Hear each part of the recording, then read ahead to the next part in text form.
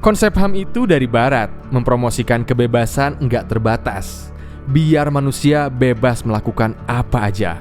Ini bahaya dan sangat bertentangan dengan Islam. Bener gitu? Kita tahu kalau nggak semua orang itu punya hak. Ada juga yang punya sneaker, pentopel, bahkan nyeker. Tapi sekarang bukan mau bahas hak yang itu. Ada benarnya juga kalau ada yang bilang HAM itu dari barat. Karena Deklarasi Universal Hak-Hak Asasi Manusia atau DUHAM di sidang umum PBB. Tapi jangan lupa, dunia Islam melalui organisasi konferensi Islam juga bikin deklarasi Kairo, yaitu Deklarasi Hak-Hak Asasi Manusia yang diinisiasi negara-negara Muslim. Coba baca teliti isinya. Isinya nggak jauh beda, semua bertujuan untuk melindungi hak dasar manusia. Bukankah semua poin dalam deklarasi itu sejalan dengan yang diperjuangkan Nabi Muhammad SAW?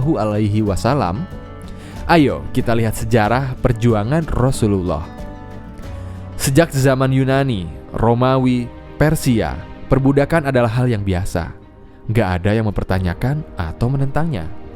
Zaman Romawi, budak-budak sering dijadikan binatang aduan. Di kalangan Arab Jahiliyah, budak dianggap barang yang dapat diperjualbelikan. Para tuan biasa menjajakan budak perempuan sebagai pelacur dengan memberi tanda bendera merah di depan rumahnya. Tapi Nabi Muhammad datang dengan gagasan baru, memuliakan para budak seperti memuliakan manusia merdeka. Rasulullah bersabda, "Janganlah salah seorang di antara kalian mengatakan, 'Hai hamba laki-lakiku, hai hamba perempuanku.' Akan tetapi katakanlah, 'Hai pembantu lelakiku, hai pembantu perempuanku.'" Secara bertahap, Rasul terus berjuang menghapuskan perbudakan dengan berbagai upaya. Membebaskan budak secara sukarela, membebaskan budak sebagai kifarat atau denda, atau menikahi budak supaya menjadi merdeka. Nabi Muhammad sendiri memberi contoh nyata. Dia membebaskan 63 budak sepanjang hidupnya. Istri dan sahabatnya pun melakukan hal yang sama. Aisyah memerdekakan 67 budak, Abbas 70 budak, Abdullah bin Umar 1000 budak, Abdurrahman bin Auf 30.000 budak. Dalam tradisi zaman itu, tawanan perang atau yang ditaklukkan otomatis jadi budak.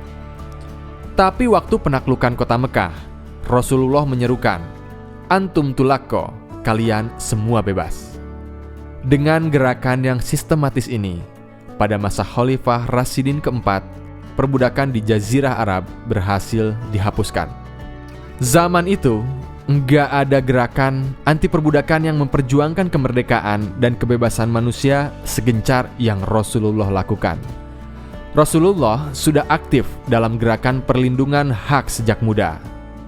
Waktu Nabi Muhammad usia 20 tahun, seorang pedagang Yaman dari Bani Zubaidah ditipu oleh Al-Ash bin Wa'il. Setelah mengadu ke sana ke sini, enggak ada yang peduli.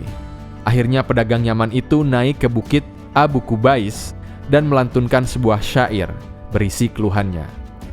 Syair itu viral bagaikan tweet yang di-retweet hingga jadi trending topik Save Pedagang. Zubair bin Abdul Muthalib, paman Rasul, langsung membuat sebuah gerakan yang dinamai Hiful Fudul.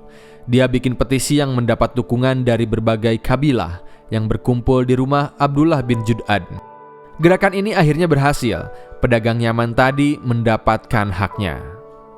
Rasulullah adalah bagian dari gerakan ini dan selalu mengenang Hiful Fudul ini.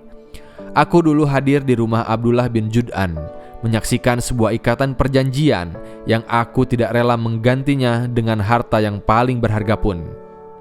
Semangat Islam dalam melindungi hak dasar manusia inilah yang mendasari para ulama merumuskan tujuan syariat atau maqasid syar'i. Semua hukum Islam yang kita jalankan itu dasarnya adalah melindungi hak dasar kita, yaitu perlindungan hak agama, hifzuddin, perlindungan hak hidup, hifzun nafs, perlindungan akal, hifzul aql, perlindungan keluarga dan keturunan, hifzun nasl, perlindungan harta benda, hifzul mal.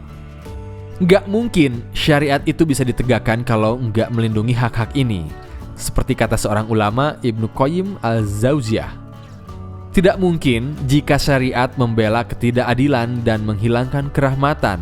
Jika ini terjadi, maka dengan sendirinya tafsiran itu tidak diragukan lagi, tidak benar. Jadi gimana? HAM itu sejalan atau enggak sama nilai Islam? Tulis pendapatmu di kolom komentar ya.